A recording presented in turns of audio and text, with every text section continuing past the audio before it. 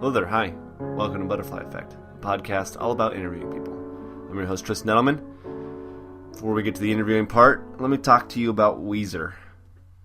Alright, so 10 days ago, April 1st, as of the time of this recording, 10 days ago. Tomorrow when this posts, it'll be 11 days ago. But the point is, April 1st, Weezer put out their 11th album, the White Album. And yes, it's the 11th. Everyone's saying the 10th. I count Death to False Metal because it's a new thing. You probably don't even know what I'm talking about. Anyways, Weezer's my favorite band, right? And anyone that knows me will tell you I'm weird about it. I listen to their music a lot. I know a lot about them, I think. I'm sure there's people that know more. But far and away, yeah, I mean, favorite band. You get the picture of what's going on there. I got posters in my room, all right?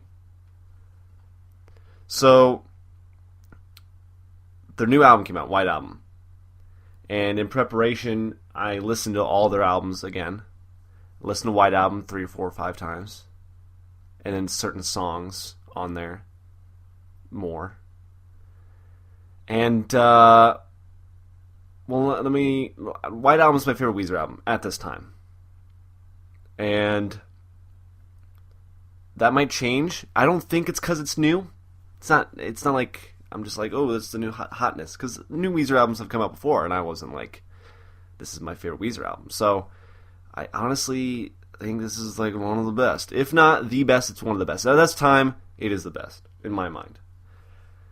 But before we get to the interview today with Seth S. Scott, who is a great guest, and I'll talk about him in a minute, I just want to give you some alternative content before we lead into the main show.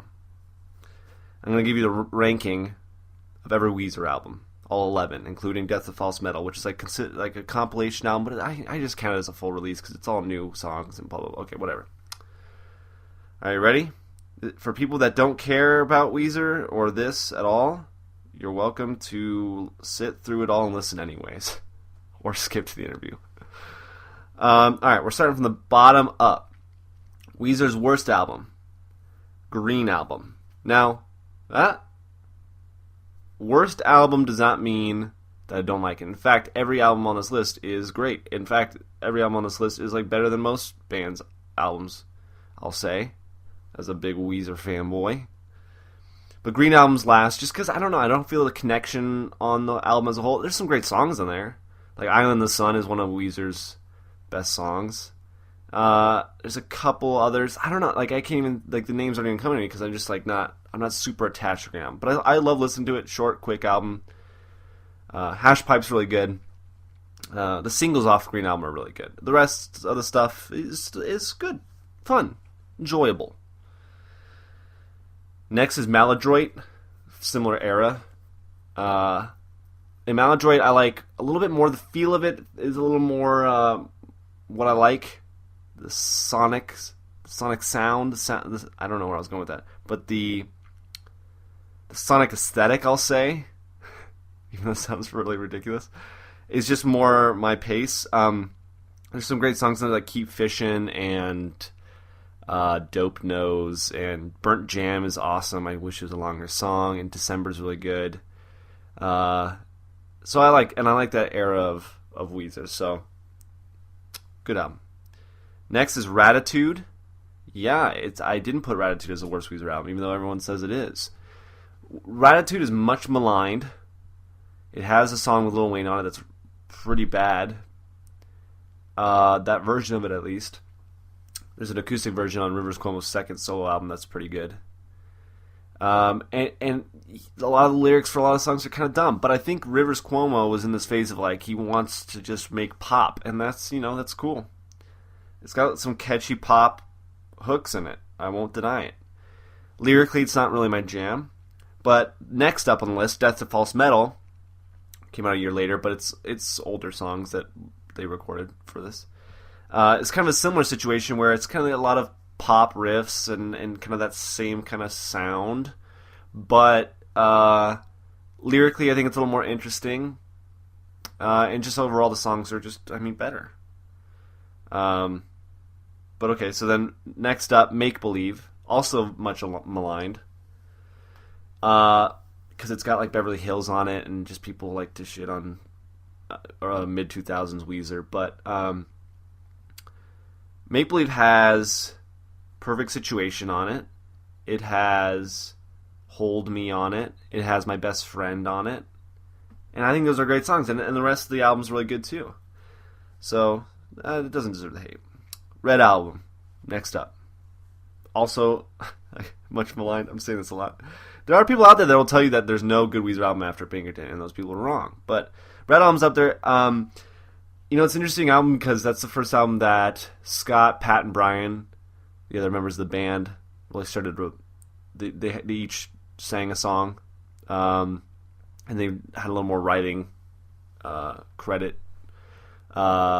which just it makes for a different sound at the end of that album. But Red Album has 3 of the best Weezer songs of all time on it. And it has Heart Songs, it has Angel in the One, and it has Greatest Man That Ever Lived. So that shoots it right up. Pork and Beans is a fun song. Next is Hurley, which I will defend Hurley to my dying day. Great pop hooks. I keep saying that, but this is an era where Rivers was, I think, really going hard for the pop sound. But I don't know, Hang On, Memories, Time Flies. Time Flies is way different than every other song on that album. Just great. Awesome album. Next is Everything Will Be Alright in the End. Bait, as I like to call it. And that was a great return to form because Hurley and Death of False Metal came out in 2010. Bait came out in 2014. So they had a long gap there of not putting out anything, especially since they had 2 albums in 2010, an album in 2009, an album in 2008. So they were on a roll there, and then, a long gap. But everything's great. The Future Scope trilogy is awesome. Totally different Weezer sound. Guitar-centric instrumental stuff. Da Vinci I really like. Lonely Girl I really like. Go Away I really like. Introduced me to Best Coast, who are great. Everything Will Be Alright in the End is awesome. Next, Blue Album. Yeah. Of course. Blue Album is a masterpiece. I have the vinyl release with the original mix, which is just awesome. The final release mix is great too, but I don't know what I can say about Blue Album that hasn't been said already. It's amazing. Only in Dreams is a great track. Second best Weezer album, Pinkerton. I think Pinkerton is so deep. There's a song for every feeling on that album. I Love Across the Sea. My Girlfriend and I Will Sing to El Scorcho all the time. And those are 2 polar opposites in terms of tone of the song. Lyrically, you can read it into it. It's all kind of angsty, which it just feels really powerful. But Pinkerton's amazing, masterpiece as well. And then White Album is my favorite. Jacked Up is the best song on the album, and then Endless Bummer, and it's the final track. And what you'll notice about every single Weezer album is the final track is always kind of a sad song or a slow song. And I love that they keep doing that. It's such a perfect, usually 10-track albums. Weezer's amazing. Alright, I've talked enough about Weezer. I wanted to use this as a outlet to talk about Weezer. I'll have anybody from Weezer on this show. I don't care. I care immensely. I want everyone from Weezer on the show. Alright, let's get to the real thing here. My guest today is Seth S. Scott, who's a very nice dude. But more importantly, he's a game developer, artist extraordinaire, I'll say. And he did the logo and the music for this very podcast. He's a friend, and he's a musician, like I said, game dev, artist. He's a very interesting, very genuine guy. And we talk about teaching and just I don't know. Seth's interesting. That's why I wanted to have him on the show. So listen to his story. I think you'll enjoy it. All right, I'm gonna get out of here. I'll see you on the other side.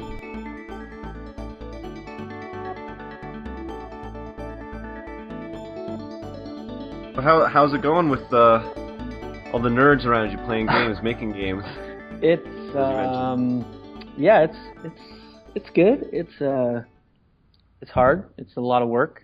Grad school's it's a pretty big challenge, but I was aware of that going in. It's been an interesting almost year. I was gonna say, how long have you been there? Well, we moved to New York in last May, so coming up on a year living here, but school since the end of August. Right. You're at NYU? NYU, yeah, the game center here at NYU. It's been crazy. It's just like, making and creating games every day, all the time. It's just hard to be creative that often. In such an interesting kind of, in it's somewhat of a small scale, I guess, too. Just like we have, our faculty and all the students that in our program, we've just like basically spend all day, every day together, and we're just constantly like ideating, play testing, like brainstorming. It's just it's a ton of fun, but it's a lot of it just takes up a lot of brain power, I guess. Yeah. And how long has the game development program been at NYU? Is it a relatively new thing? You said small. Yeah, it's I think this is. I know that the game center itself has been kind of it's bounced around with a couple different departments in NYU, but since they moved to where we are now at the Brooklyn campus, and we have like an actual master's and now bachelor's program, I think it's been like 5 years. I know that I think we've graduated 3 classes, since each class has 2 years. I think so. That's sure. I think 2 or 3 classes. So yeah, it's still pretty new in terms of in relationship to other stuff, but they've been around in various other NYU departments and stuff for a while.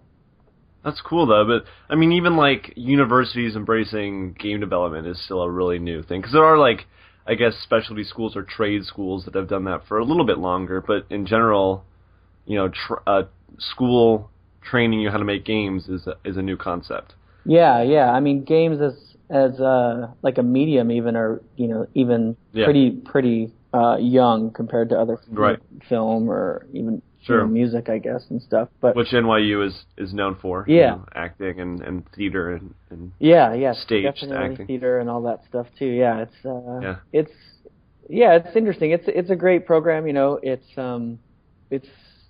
There's a lot of awesome kind of ideas and people here, not just the faculty, but lots of people that are a part of the community or get brought in by various departments and stuff, and it's kind of a good nexus of like just creativity, especially when it comes to games and design, and just like people that want to play games, people that want to make games, people that want to like play test games, help make games, and just kind of all different forms of kind of interactive media.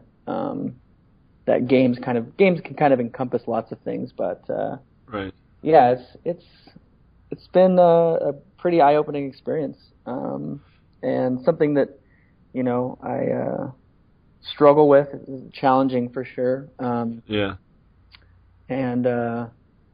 But it's ultimately really enjoyable and something that when I get moments to kind of reflect on it or be outside of it for a minute, it's definitely something that I'm really excited to be a part of and happy to be where I'm at, even though it's when I'm daily working on it, it can be pretty struggle.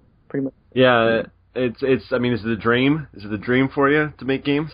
Yeah, I guess so. Yeah, I mean, I think that originally when I saw the Game Center, and I've had a background in art and kind of design and music, and a huge passion and hobby of mine is playing games of all sorts: video games, sports, tabletop games, card games.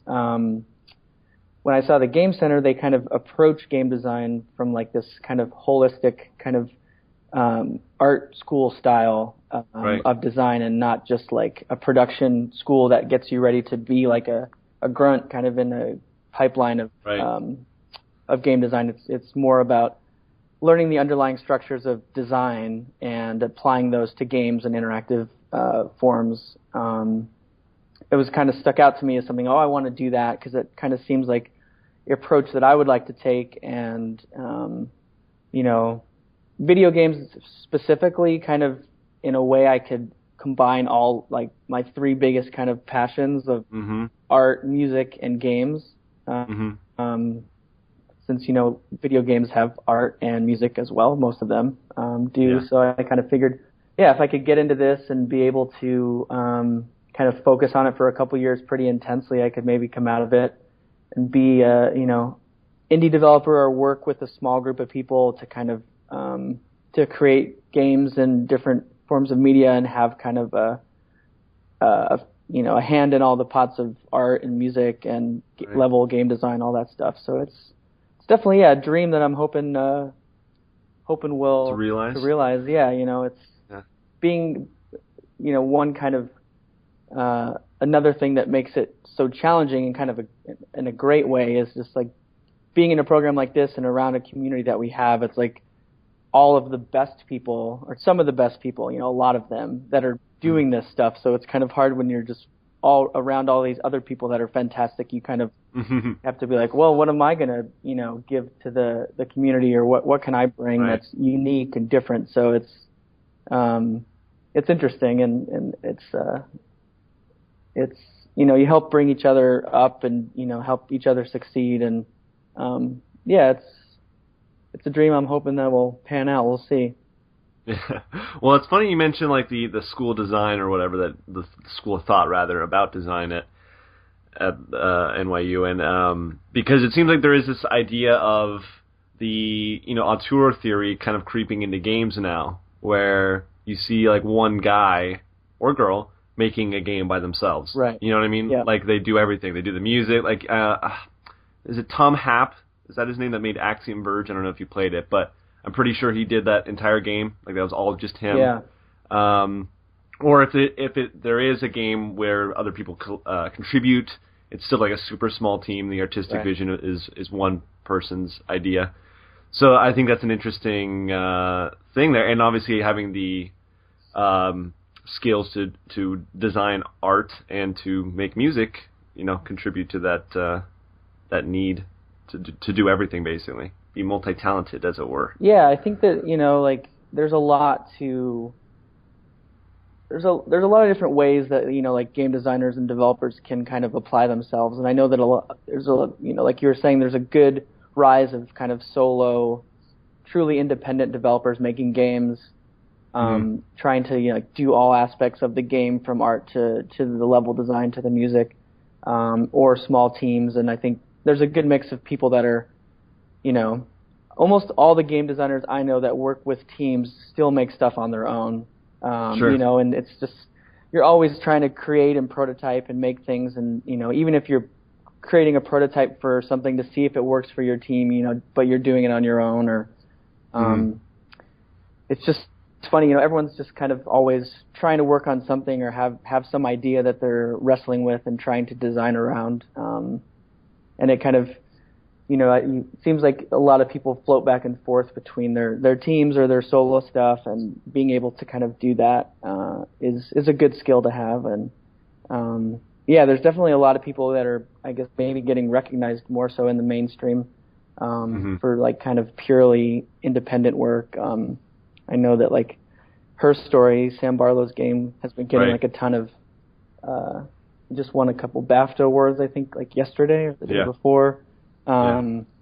Which one of them kind of made me laugh, because I think one of the awards was like best debut game, which like is great. Like it's the game that like quote unquote put his name on the map, but it's not like his debut game. It's like the first game he ever made. He's worked on stuff before. Which is just kind of, it was a funny thing that when I read that, I was like, oh, debut game, like I get it, but at the same time it's a funny category to have, because it's not like he just like decided to do game design and made that. right away. Right. But yeah, it's he's got that game's got a lot of good traction recently, and it's a great game that I actually still haven't finished yet, unfortunately. So.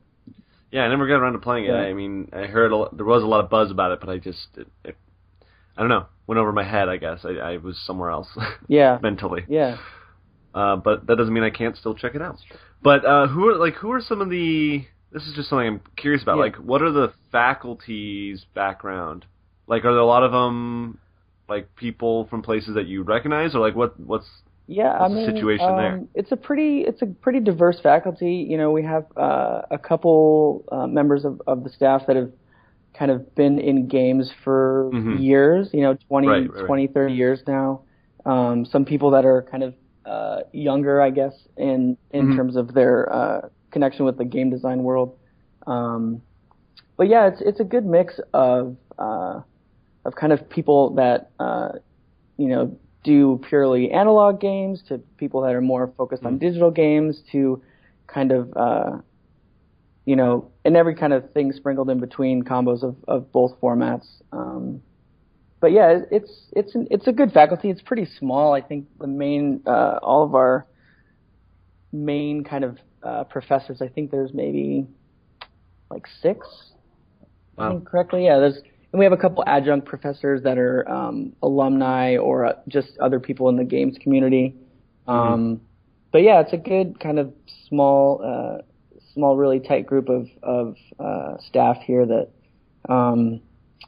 just have a lot of experience when it comes to, just basic design to game design to production to getting a game marketed. And one of the things I can constantly think of as like the best thing about the program is it definitely prepares you kind of for all aspects of moving through the game development process, whether it's basic brainstorming, prototyping to pre-production, development, production, marketing a game, how to get your game published, how to present your game to publishers and different things like that, which is cool, and it's been a good process to be a part of. Yeah.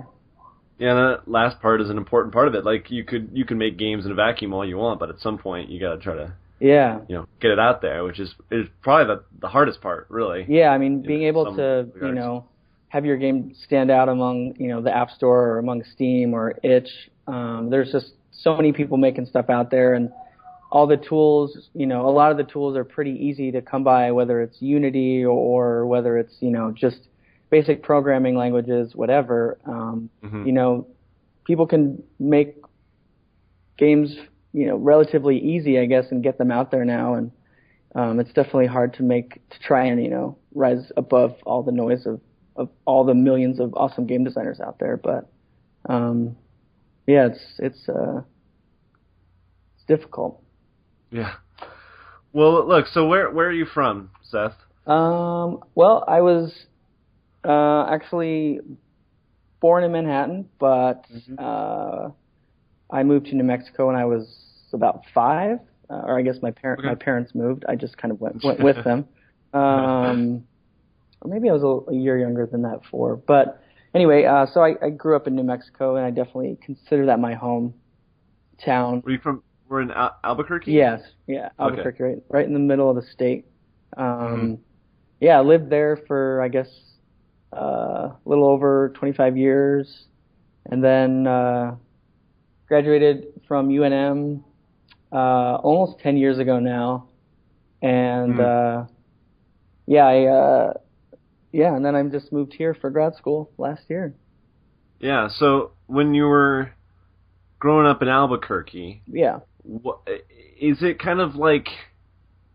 Because I think of we're neighbors, first of all, because I'm in Arizona. I've never been in New Mexico, actually, for some reason. But is Albuquerque does it have like an artsy scene?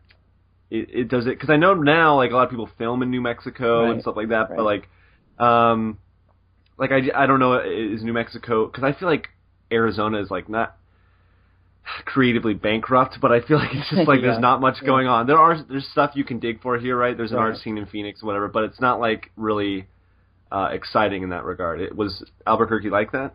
I definitely, and one thing that my wife Jess and I have struggled with just this past year being in New York is that we were definitely tuned into like a really good art and music scene in Albuquerque, or New Mexico and Albuquerque specifically. And kind of both her and I are we're artists and musicians, so we were in bands both separately and together, and then had our own kind of different art that we pursued. And so we definitely miss kind of the scene that we were a part of in New Mexico, and it's definitely something that, compared to like something in New York, it's insanely small. Right. If you were to compare it to someplace else, but by itself, and it's self-contained, it's pretty great with talent and just there's a lot going on, whether it's music, or art shows, or just installations, or just lots of art around the state and around the city. There's definitely a lot there to be absorbed and to appreciate for sure. But yeah, it definitely, if you compare it to a place like New York, where there's hundreds of bars with hundreds of bands every night of the week, and they're always just usually pretty packed, even if it's like a Monday or Tuesday or whatever. It's it can be a little bit harder, to get more people to come out to shows or something in New Mexico, because it's not such a packed city, and there's not really great public transportation and stuff like that. So sometimes that can be an aspect of it that was a little tough, but there's definitely a ton of talented artists and musicians in Albuquerque that we knew of and followed and were fans and friends with. Yeah. And when you were growing up, were you aware of this at all, or what did your parents do? Were they supportive of art? Yeah, and stuff like that? My dad was and is, I guess, an artist, and my mom is a musician. Oh, well, there you go. So yeah, definitely grew up kind of with their support and stuff. But when I was younger, I guess I didn't. We definitely went to a handful of different kind of events or things revolving around art and music.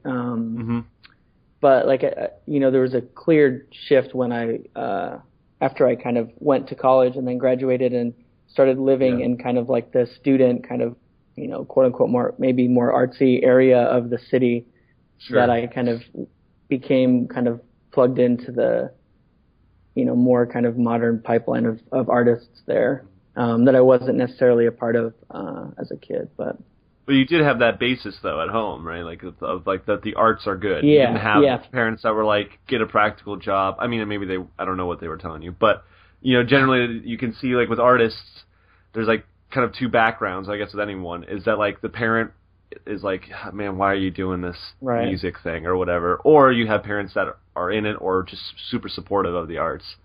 It sounds like they were supportive. Yeah, they were definitely supportive. I know both of them also were, cautious about, well, not cautious, but just they wanted to make me aware of, it's not easy. It's not easy, yeah. And right. You don't just make the thing and then you become famous and successful. Right, yeah. And, it's a challenge, and, freelancing or trying to constantly, find creative work can be really hard. So they definitely, were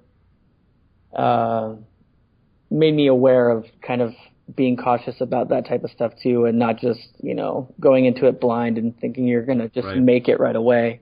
But yeah, their support within art and music has definitely been something I've had for the most part of my life, and they've definitely also pushed me to try and push myself to do other stuff, and try and be as rich with different talents and skills as I can, and not just focus on one thing.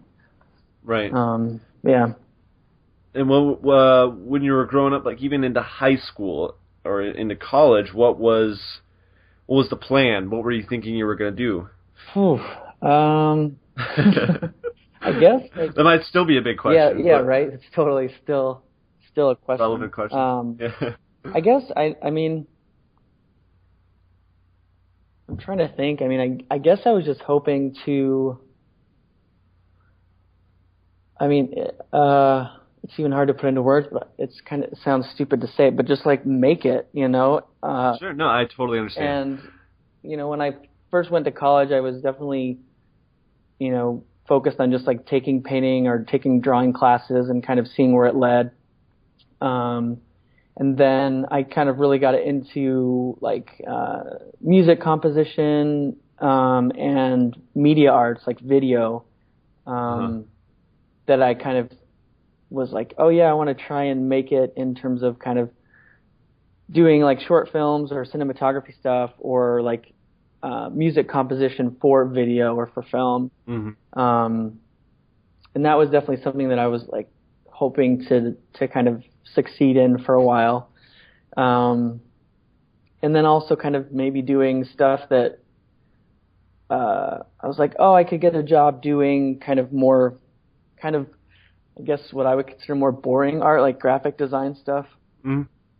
Which isn't always boring, but if it's at least the job I had, it was kind of not like the cutting edge of creativity. Sure, it's much more of a job. Yeah, it's like a paying thing that you got to do. Yeah, like, rather than fully creative.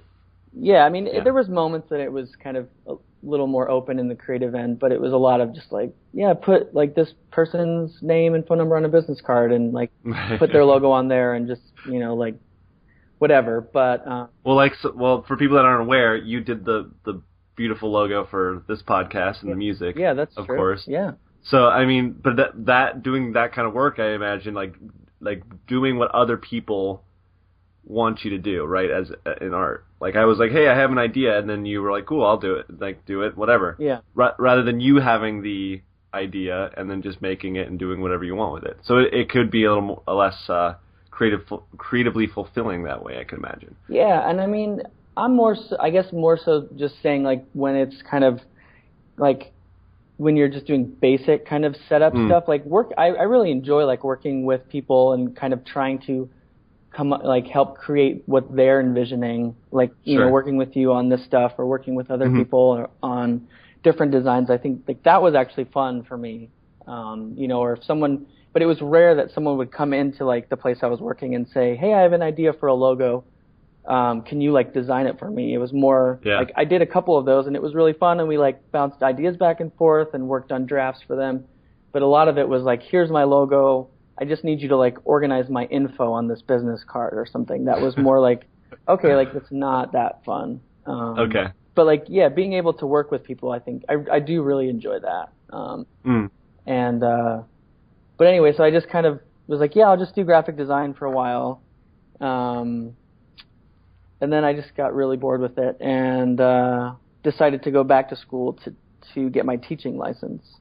Because So what did you graduate for initially? Or just fine arts. I graduated like a Bachelor of Arts, which is, I mean, it's kind of worthless. Like nobody, it's funny, almost any artist, at least I've talked to, is just, once you graduate, you have this degree, but then whenever you apply for a job or anything revolving around art, people just like want to see your portfolio or your experience. Yeah. And like, it's like I remember seeing like the 10 most worst or 10 most useless degrees or something like along those lines, right? Yeah. And that was up there, obviously, but even mine, journalism, is up there.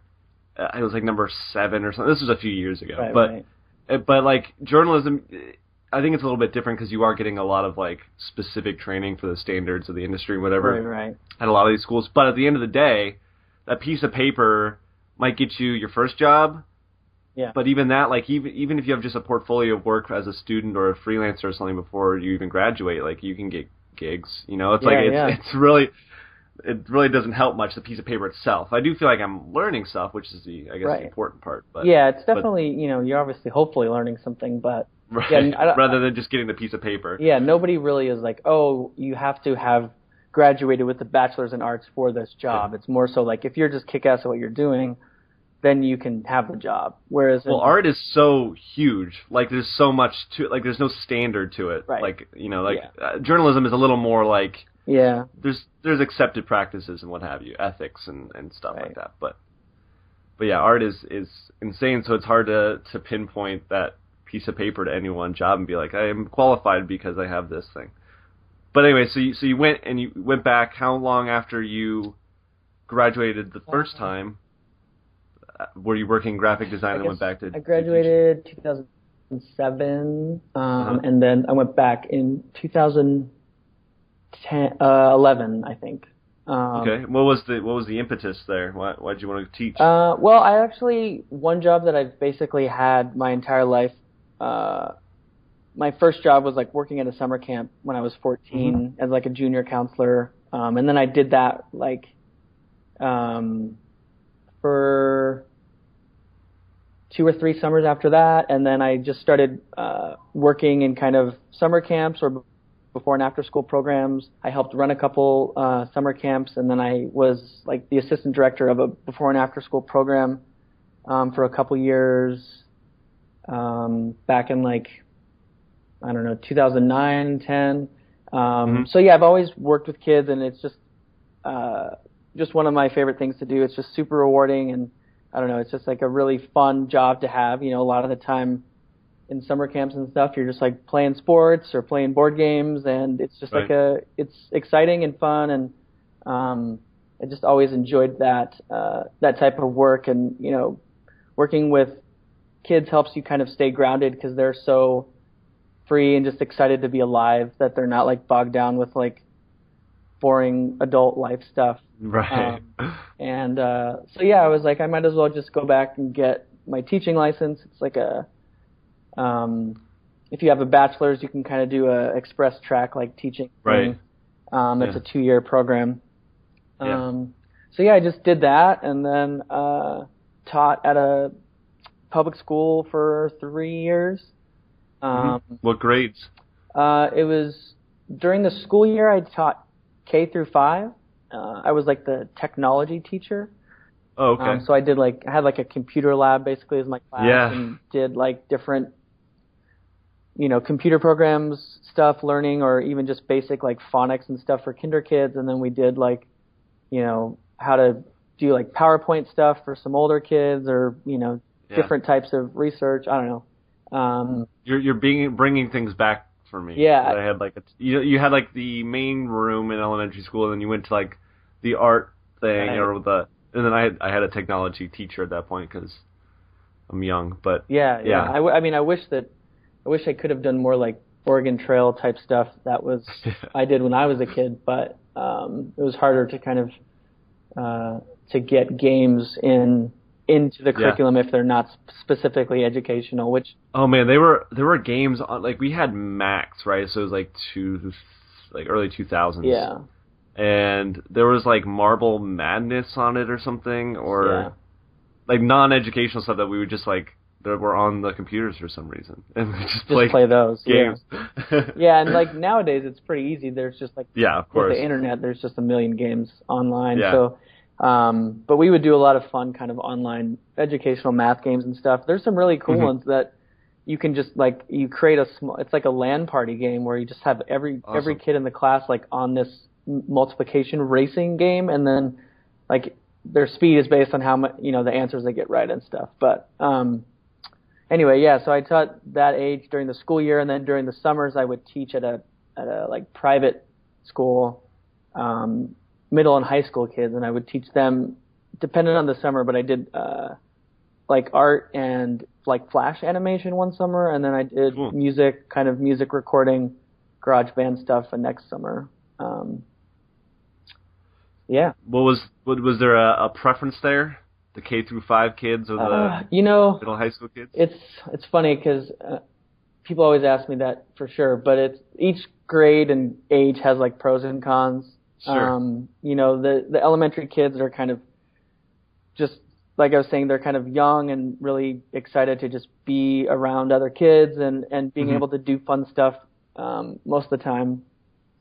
And then the middle and high school kids are kind of getting to that kind of teen angsty age. Angsty, but they're also a little bit older, so you can kind of have better discussions with them or kind Sure. of explore. They're like almost actual humans. Yeah, exactly. You can explore more creative spaces with them. Sometimes, I mean, even the elementary kids can explore some pretty amazing Of course, spaces yeah. too. But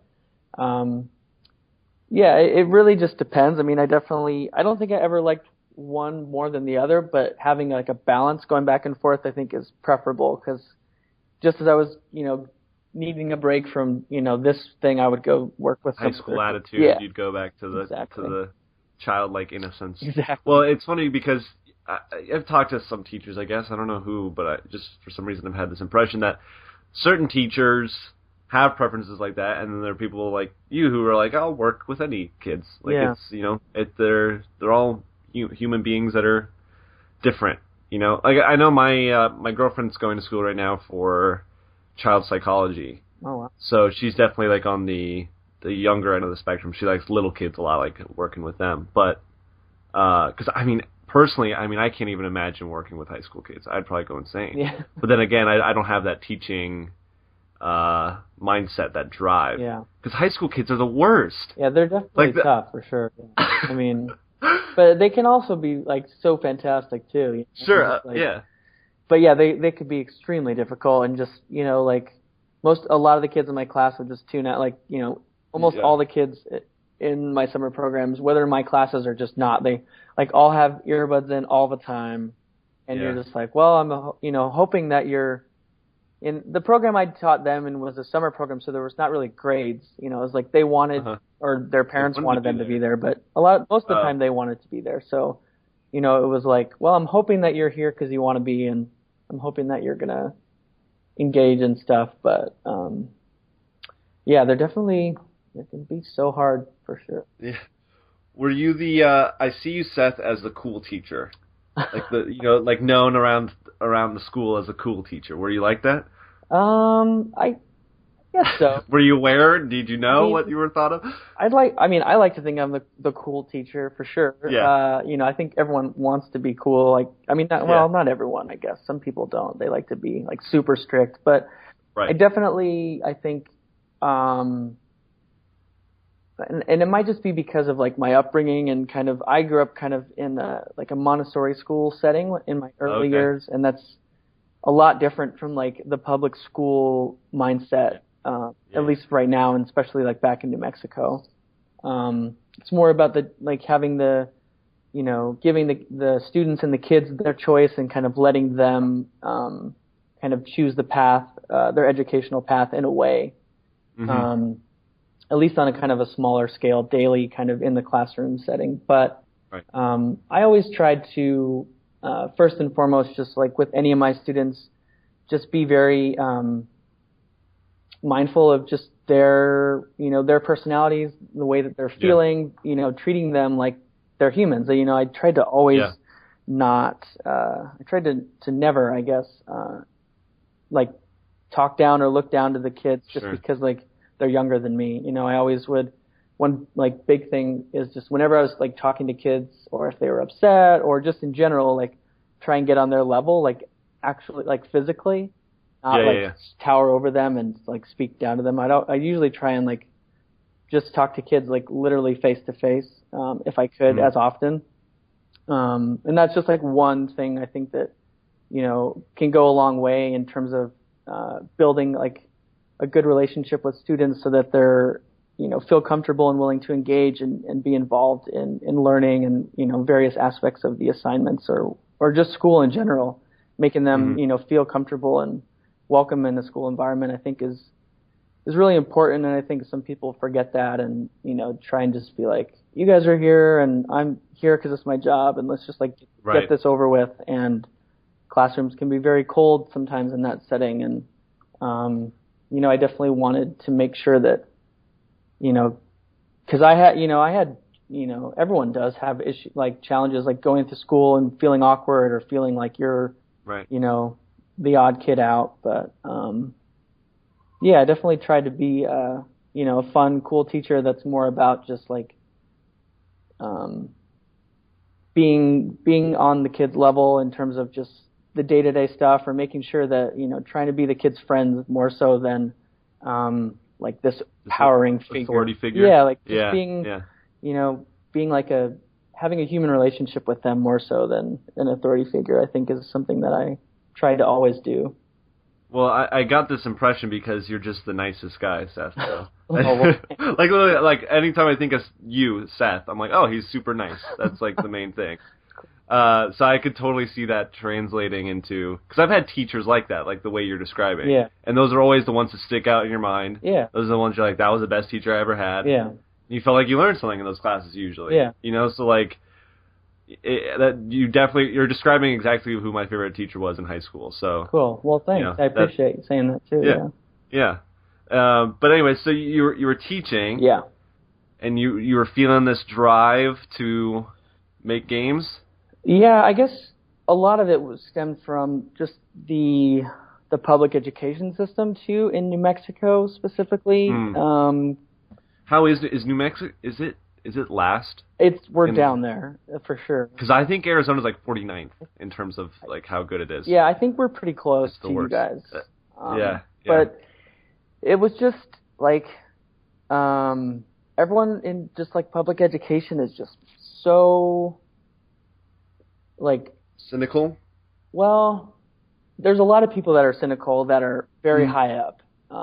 Sure. But like on like more of the everyday teachers, people that were my peers in teaching, like everyone was just like worried about their job and like stressed out all the time because like every year, like especially in the public schools, they're given like all these new things you're forced to teach and new lesson plans and new curriculums and things that haven't even been tested, or there's like, we're buying all this stuff, you guys have to do it.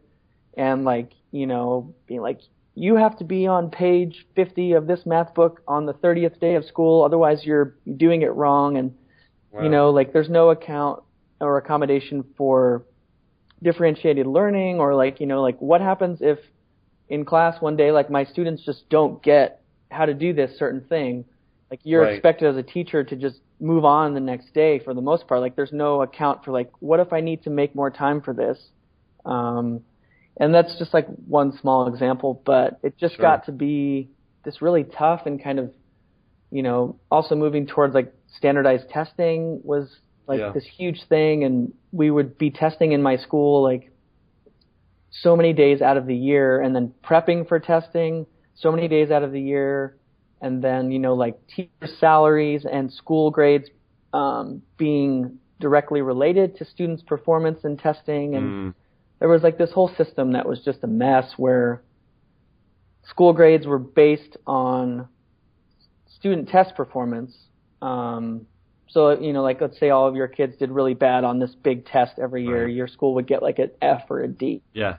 And there was kind of this like incentive program where they were like, your school, you would get paid less as a teacher at that school if your school got a worse letter grade, to try to like incentivize the teachers to be like, we need to do better. So our school gets a higher grade so we get paid better. But ultimately what it would do, like I get the logic behind being like, we're going to pay you less if your students are doing bad, so you'll hopefully work harder so your students will do better. Yeah. Like it makes sense if you write it down on a sheet of paper. Sure. But in reality, it just causes like everyone wants to leave that school to go work at an easier school, or like a school that does better generally on a whole. So they get paid like a normal wage. And nobody's going to like come to this school to take a pay cut to like work at a quote unquote like harder school or something. Well, and it kind of makes it sound like like people might be doing things for the wrong reasons, kind of. You know what I mean? Like it just seems like, oh, I got to teach these kids so I get paid more, rather than, oh, I want them to learn. Yeah, it just sounds kind of weird. It's this totally weird system that it's just disastrous, and it's just like they don't, there's no account taken for like these kids' personal lives or just anything. Of course. And they're like, it's just hard. It's just there's so much to account for, and like the school that I taught at was like, I loved all of our students. They were fantastic, brilliant kids, but like maybe a lot of them just didn't test well. And part of that might also be that these tests like are really confusing.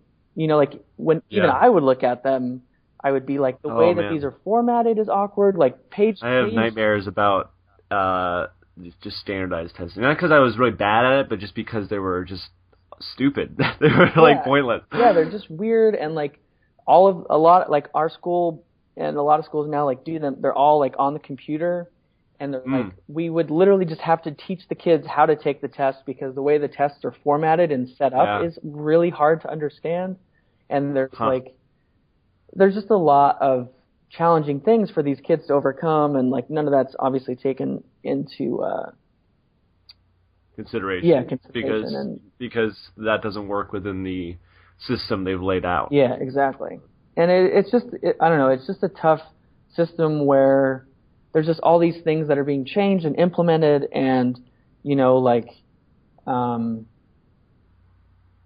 none of it like really works. And it's just like, we want to move towards this so that when people say what schools are good or why your kid's doing bad, you can just show them like a graph that says, this is like an easy replication of data. Instead of being able to like actually know more so what's happening on an individual level at a school. Right. So anyway, it was just, long story. For you, it sounds like not in a good place for an artistic person to be. I mean, that's part of it too, I guess. You know, it was like, you know, and I was only at this school for 3 years, but like the first year, even in that short 3-year like lifespan at this program, it was like my first year I had a lot more say in what I could and couldn't teach, but by the third year I was basically just the test coordinator for our school, and my computer lab was just like the test prep room, like maybe 75% of the year, and it was just like, you know, I was happy to do it. I really loved the faculty at my school and the student body, and like we had a really great team, but it was just like I can't just be doing standardized testing for a job. Like it's just, I'm not teaching anymore. I don't have like interaction with students, or I can't like build curriculums or whatever. And I just kind of was like, I can't do this. Like it's just it's unfulfilling. Yeah. So were games the first idea after that, or were you like, what can I do? Well, I mean, next, you know, it's like something that I've always done, I guess, for a while. You know, even though I'm having a teaching job or whatever, I was always kind of, you know, doing freelancing or, you know, like my wife Jess and I have a band that we would, you know, like play shows. Like I had these other creative kind of things I was doing to you know, save me from going insane with just like not doing anything creative as a job per se. Yeah. But, you know, I think I just stumbled upon this program and kind of seeing that it wasn't just like a computer science school, you know, like it wasn't just like a production school that's going to be like, you're just going to be doing programming and that's it. Like seeing a game design school that was more like I was saying earlier, like an art to it. It just kind of was at the right moment, I guess. And I was like, I'm going to apply for this program. And, you know, like if I don't get in, it's not meant to be. And if I do, like we'll do this whole crazy thing of moving to New York and taking on more student debt. And, you know, this is like hopefully kind of like put all of our chips in this and hopefully like I can come out of it and, you know, be successful. But yeah, I think it was just timing. And when I saw this program, it was just like the perfect like time for me when my level of frustration with the, you know, school system in New Mexico mix was just like high enough when I saw this, and I was like, well, I'm just going to go for this and see what happens. Yeah, and had you been back to New York a lot, or did you have family there? Because you say you were born in Manhattan. Were your parents from there? Or? They moved. They weren't from there. My mom's family grew up in Connecticut. And my dad's family grew up like in Nebraska. But your mom at least tri-state area, so. Yeah, and I have I'm actually going to see some family this weekend in Connecticut. A lot of them still live there. My mom has like 7 brothers and sisters, so we have like a huge kind of cousin family there. Extended family, yeah. So, we definitely like, I would come back to the East Coast, at least growing up, usually like twice a year. But then, you know, the last couple of years, last 5 or 10 years, not as often. But so was it like a scary thing of like, we're moving to New York City in the East Coast, or was it like, I kind of know this area a little bit, or I've been here as a kid or something? Or it was definitely, you know, not I knew it was going to be hard, Right. especially It's not easy. coming from New Mexico. And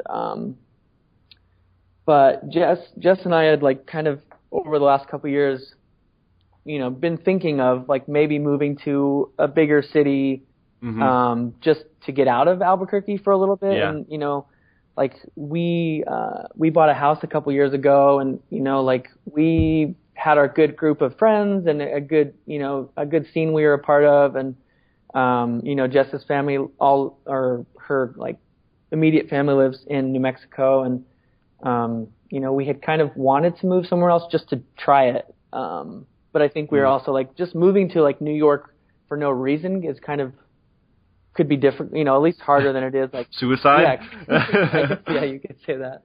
But at least like moving here with like a program or something kind of immediately plugs you in.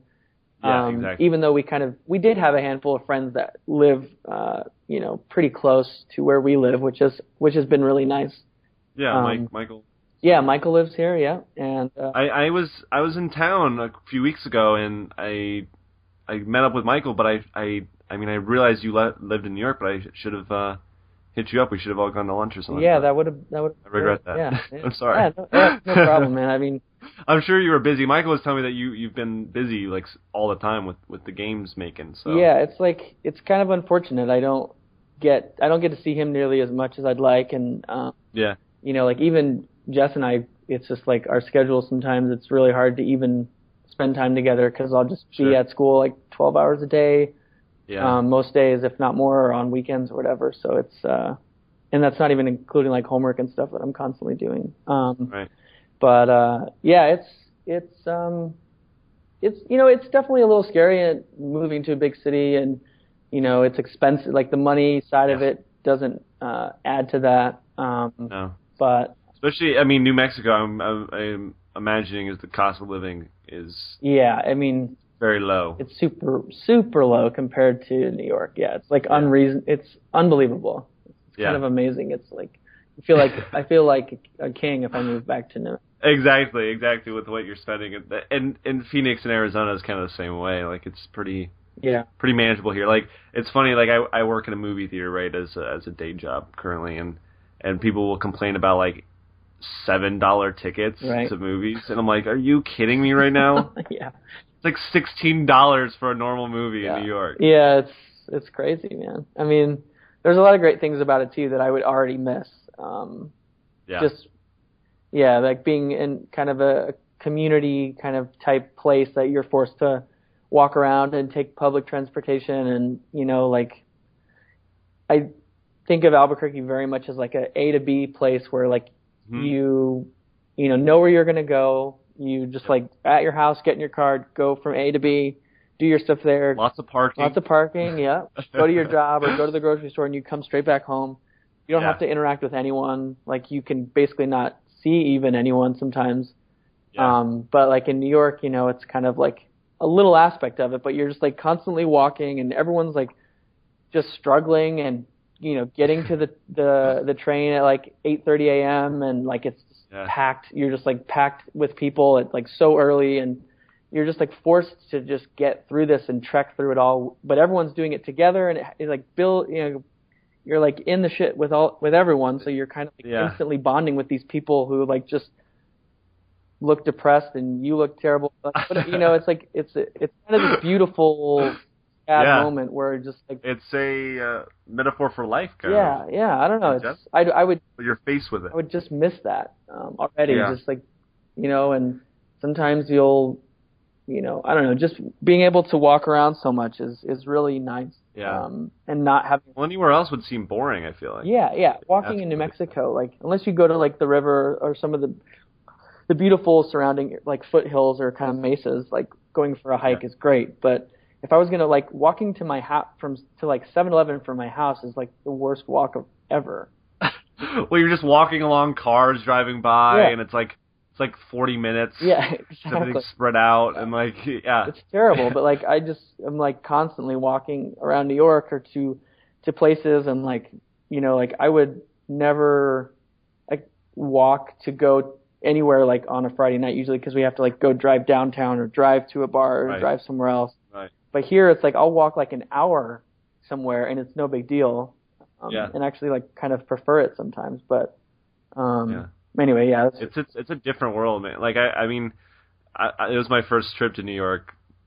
Was it like almost a month ago actually, and it's so different. Like I knew, like, okay, so Phoenix is like this city on training wheels, right? Like it's so it's a lot of suburbs and strip malls, whatever, and the downtown, I'm saying in quotes, is like just desolate. Like there's nothing is happening there except for like a 2-block radius where all the big office buildings are. Like we have a Chase Tower down there and whatever, and then there's the school like ASU that I go to downtown. But like I tweet about this and I make a joke about it all the time. Phoenix is like a PS2 open world sandbox game. It's like GTA 3. Where like at the time you think, oh, this is amazing, right. And then like you play GTA 5 and you're like, what the hell is this? This is like bad textures and just like no events going on. There's no that's brilliant side missions or anything to do. It's just this like weird fake. It's like a movie set. It's just this fake town. And obviously there is stuff down there, and like I'm not super dialed into. There's a street called Roosevelt Row where a lot of the art scene is, and there's bands and record stores and stuff like that. So like there's stuff there, but it's just like it's like kind of a joke comparing it to San Francisco or New York or Chicago or any of these real cities basically. So I love that analogy. That's so funny. I've never thought about it, but it's like perfectly. I can instantly see what you're saying. Just like Yeah, GTA 3, there's like 2 people walking around. Exactly. But like what I said is like, when I first went downtown, because I live north of downtown, I didn't used to go down there a lot. I'm like, oh, this is like a city. There's one-way streets and there's parking on the street. I'm like, this is kind of like a city. And then you realize like, no, this isn't anything. This is just this weird attempt. And they're trying to make it more of a thing, but it's not. But I imagine Albuquerque's similar in some regards. Yeah, I mean, it's definitely like there's pockets of things that are really cool, and it's definitely changed a lot over the last 20 years. Yeah. Same. But here. yeah, like downtown Albuquerque is like a 4-block radius of like a couple bars, some really great bars and venues. Yeah. And it's expanding slowly, but yeah, it's like downtown Albuquerque is like 4 blocks of like bars and restaurants. And then like downtown like Manhattan is like the whole city, or whatever. It's like huge. You can never. Like, there's too much going on to ever like. Even if you live there your whole life, you're like, I don't know what's going on. And you still kind of are in your little area, but like it has everything you need, and it's vibrant. Exactly. Yeah. In that area. So so you're making the games. Yeah. You've done graphic design, but I want to talk about the music too. Okay. Because you're a multi-talented person. Yeah, I try to dabble in all the arts. Yeah. What was the music inspiration? Who were your people growing up, and how'd you get into that? I mean, my mom was a musician. She was like an awesome rock and roll singer back in the day. I mean, she still is now, but she definitely had a career doing it pretty heavily for a while, which was awesome. And yeah, I guess like I took guitar lessons once in like 6th grade for a summer or a year. Never really stuck. And then when I was in college, I lived in the dorms my first year, and I got really into piano and wanting to play piano. So I never took any music classes, surprisingly. I don't know why now, but I basically just, I used to sneak into, like, there's this hall called Pope Joy Hall. It's kind of a big theater music hall at UNM. And underneath there's like these tons of practice spaces that are like pianos in these little rooms that people in the music program could like play their clarinet in or the piano or whatever, but nobody was ever in them. So I would just like wait kind of like outside of like the main entrance to all those rooms And then, you know, as like somebody was going in, I would just like follow them in. I mean, I was like a student. I wasn't like a total like dude breaking in. Like I lived on campus. You know, I was, you know, I don't know. I guess it wasn't the best thing ever, but it was totally innocent. Anyway. Yeah. But I would go in there and like there'd be, you know, like 30 rooms that have pianos in them, and I like would just do that once or twice, like literally a day, and I would play piano for an hour or two, just fuck around, whatever. And then ever since then, I've just been like really into creating and, you know, writing, making music. And yeah, then I just kind of started doing that, and then started meeting people, and I started a band with one of my friends in like 2004 or something.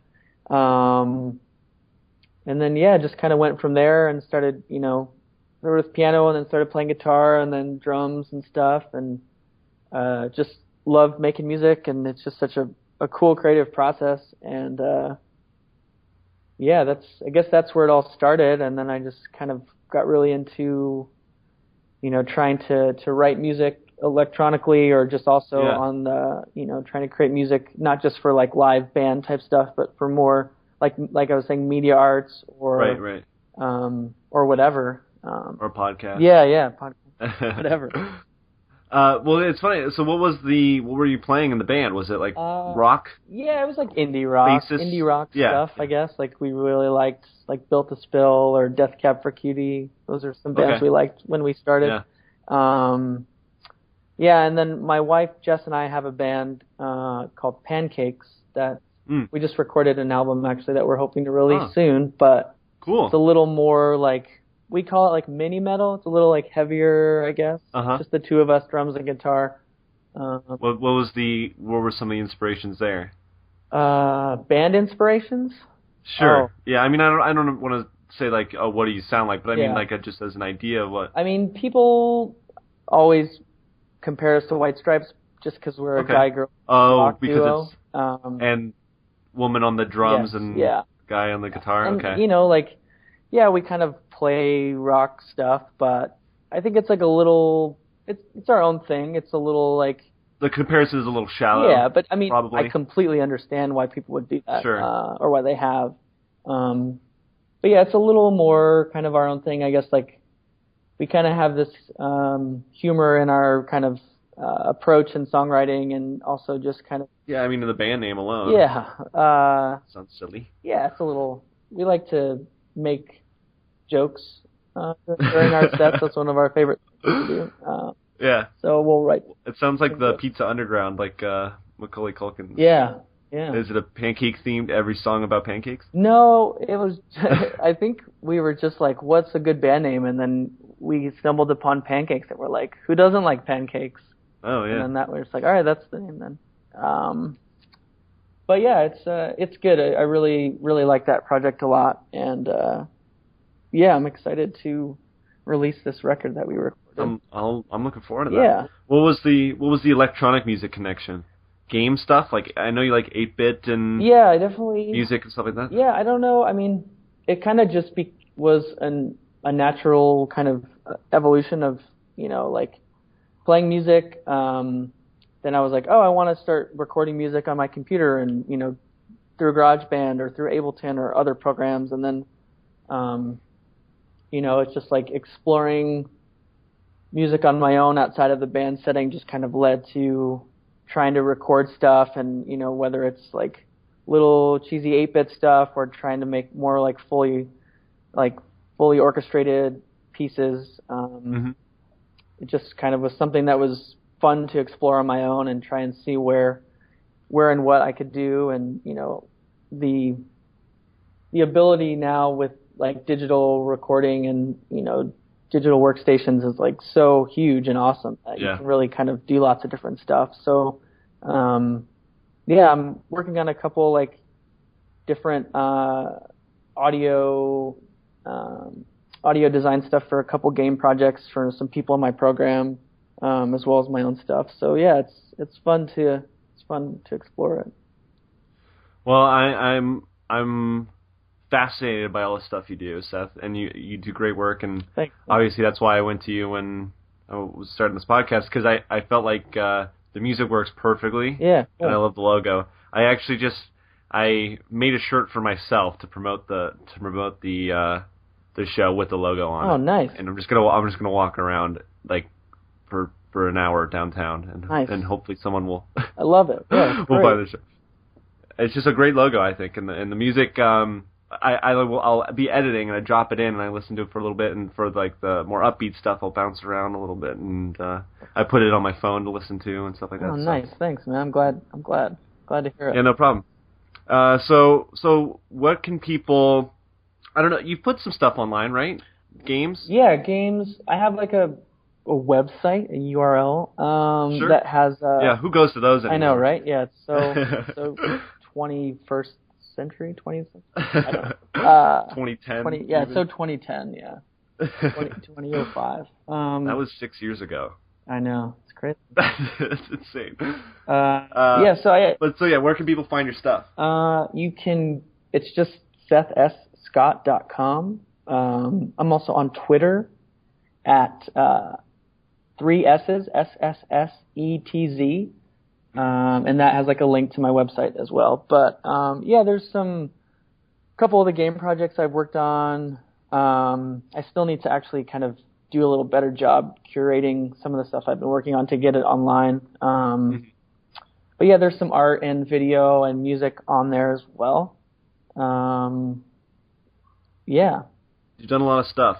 Yeah, I've always tried to explore and expand my skill set in art or music or anything really, just so I'm not.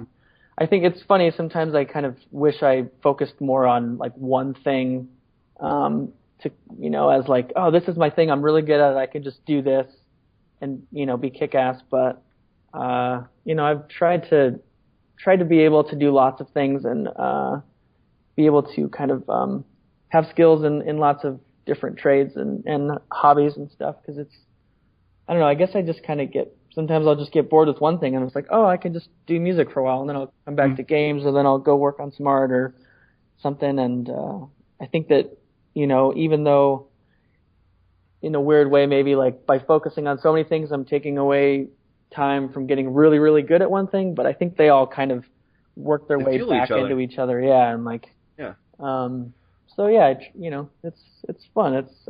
It's cool. I like games. Well, it's become like a theme on this show that the people I've had on we talk about multi-hyphenates is what they call it in the biz, I guess. Oh. But what I like to call it is a Renaissance person, okay. Man or woman. You're a Renaissance man, Seth. All right. You're like Leonardo da Vinci. I'm calling it right now. Wow. Seth S. Scott, the next Leonardo da Vinci. Oh yes, I would love to look like he did. Go ahead, okay. You can do it, right? You can grow a beard like that. I guess I don't think I could grow a long beard. Like my beard caps out at like short beard length. Oh, that's too bad. But, well, thanks for talking, Seth. It was a great time. Yeah, thanks, Tristan. I appreciate it.